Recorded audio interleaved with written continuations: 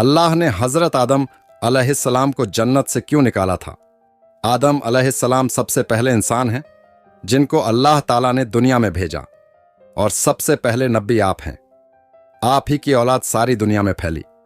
आपका जिक्र कुरान पाक में 19 बार आया है। जब अल्लाह ताला ने दुनिया को आबाद करने का इरादा किया तो उसने फरिश्तों में कहा, मैं दुनिया में अपना एक नायब खलीफा बनाना चाहता हूं। फरिश्तों ने कहा, ऐ अल्लाह, तू दुनिया में ऐसे शख्स को नायब बनाना चाहता है जो खराबियां करके और खून करता फिरे। हम तेरी तारीफ करने के साथ तेरी तस्बीह और पाकी बयान करते रहते हैं। अल्लाह ताला ने फरमाया, मैं वह बातें जानता हूं जो तुम नहीं जानते।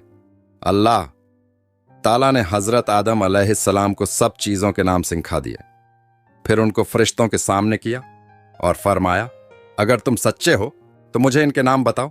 उन्होंने कहा कि तू पाक है, जितना इल्म तूने हमको बख्शा है इसके सिवा हमको कुछ नहीं मालूम। फिर अल्लाह ताला ने फरिश्तों को हुक्म दिया कि तुम आदम अलैहिस्सलाम को सजदा करो, तो वह सब सजदे में गिर पड़े, मगर शैतान ने सजदा नहीं किया। इसका जिक्र पहले भी आया है। अल्लाह ताला ने हजरत आदम अलैहिस्सलाम से कहा कि तुम और तुम्हारी बीवी जन्नत में रहो और जहां से चाहो खाओ पियो, मगर एक खास दरख्त के मुतल्लिक हजरत आदम अलैहिस्सलाम को मना कर दिया कि उसके करीब भी न जाना, वरना तुम भी जालिमों में से हो जाओगे।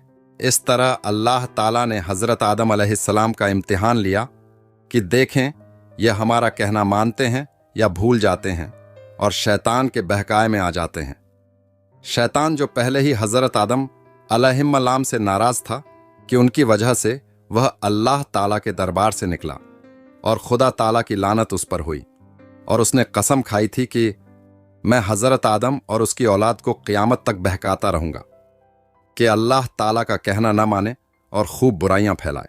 वह हजरत आदम और उनकी बीवी हजरत हव्वा अलैहिस्सलाम को बराबर बहकाता रहा कि उस दरख्त का फल तुम जरूर खाओ, उनके खाने से तुम फरिश्ता बन जाओगे, जन्नत में से कभी ना निकलोगे।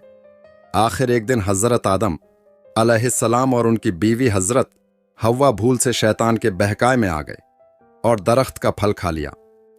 फल खाते ही दोनों नंगे हो गए और जन्नत का लिबास उनके बदन से गायब हो गया और वह जन्नत के पत्तों में अपने बदन को छुपाने लगे।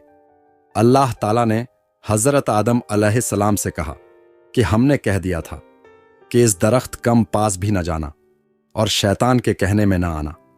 वह तुम्हारा दुश्मन है, तुम उसके कहने में आ गए।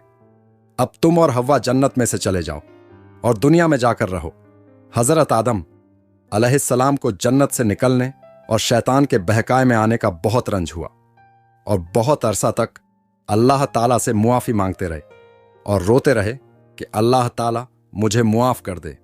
आखिर अल्लाह ताला को रहम आया है, हमारे रब, हमने अपने ऊपर जुल्म किया और तू हम पर रहम नहीं करेगा तो हम बड़ा नुकसान उठाने वालों में से हो जाएंगे।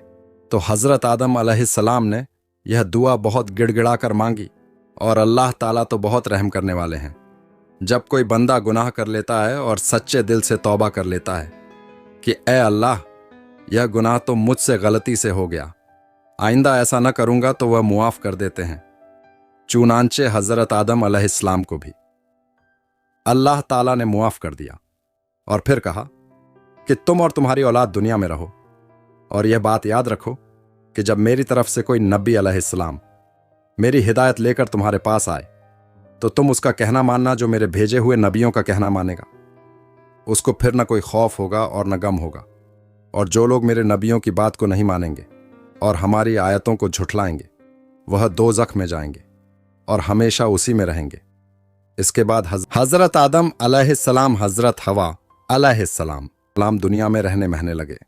खूब जी लगाकर अल्लाह की इबादत करते उनकी बहुत औलाद हुई और दुनिया में सब जगह आबाद होती रही। हजरत आदम अलैहिस्सलाम अपनी औलाद को यही बात बताते रहे कि तुम कभी शैतान के बहकाए में ना आना, वह हमारा दुश्मन है और हमको बुरी बातें करने के लिए बहकाता रहता है। हमेशा अल्लाह की इबादत करना, सच बोलना, किसी पर जुल्म न करना, एक दूसरे के नेक कामों में मदद करते रहना। आखिरकार हजरत आदम अलैहिस्सलाम 900 साल जिंदा रहकर वफात पा गए।